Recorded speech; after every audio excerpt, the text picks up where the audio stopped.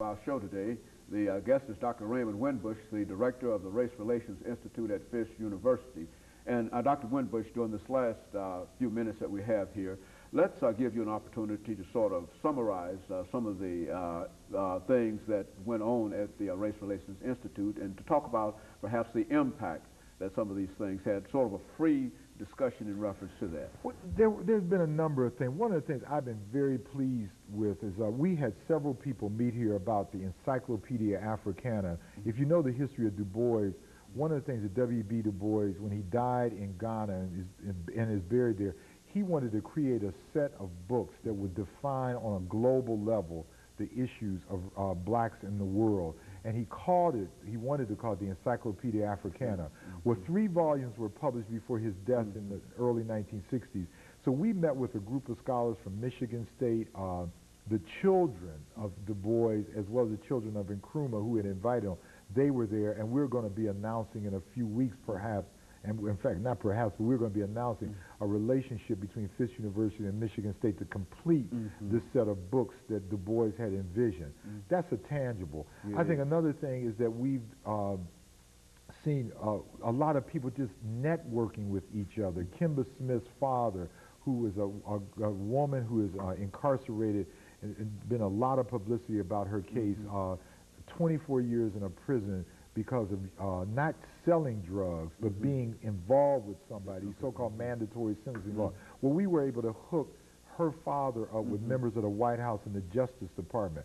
I think one of the biggest values of the Institute, and I understand now better what Johnson did, he had people put together who ordinarily wouldn't be talking to each other about racial matters, and put them together in the same room. James Earl Jones, the actor, is teaming up with Natalie and Ron Days from Nickelodeon show Gullah Gullah. They're going to be working together. They met at the Institute. So I think the value is the networking. We've got an internet site, www.fiskrri.org, in which you can see all of this information.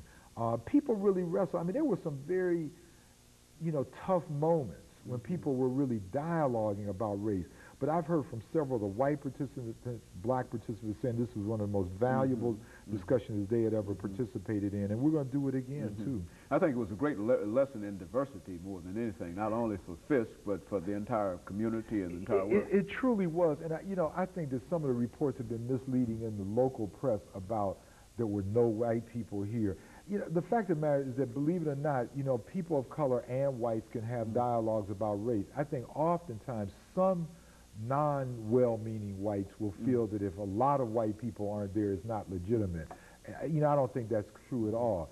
I think there's also been, we've been very, fortunate to be able to connect with people on a national level.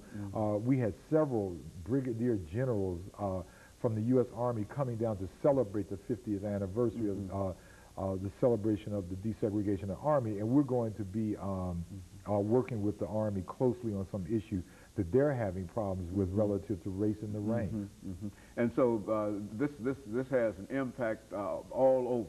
Oh, it's a ripple effect. And economically, I mean, small though it may be, it has a financial, incentive that, people spend their money when they come down there. And I'm sure the Chamber of Commerce is interested in that, but having a conference that lasts as long as it does, 6 days, we booked out hotels like, Maxwell House and others here. Okay, you've got that kind of financial. Let's sort of talk about that, the impact that has. Well, it does, because people spend their money at conventions, and you want to court, that.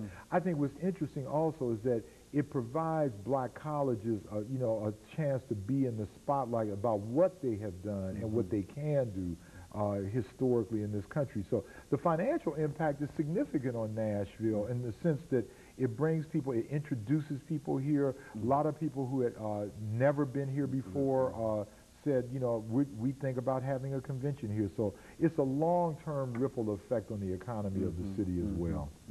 Well, now, Doctor, during these last 2 minutes that we have here, let's give you an opportunity to sort of summarize some of the things that you'd like to leave with our audience today, and then we'll close it out for the day. Well, for one thing, if you missed the Institute, one thing that you can do is go to www.timradio,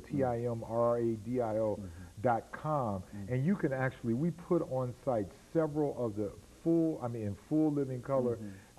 We can tell you how to download the software to see it, but you can actually see and hear some of the sessions that we had.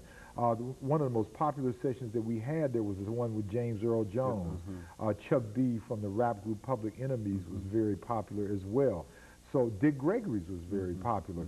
So you can make all of that available. Another thing, you can simply call the Institute at Fisk University, and we have tape recorded all of the sessions, both video and audio. Those are available for purchase. And I'm not trying to advertise, but we're in the process of, fundraising as well. And so you can still get a lot of the information that you may have missed, at the Institute. Oh, Dr. Winbush, over this last half minute that we have here, let me thank you for bringing us that excellent information about the Race Relations Conference here at Fisk University. And again, I think you've assured us that you bring the same quality of information with you today as you brought with us the first time that we talked about the endangered African American males with you. But certainly we want to thank you and know how very, very busy you are, and that you did take the opportunity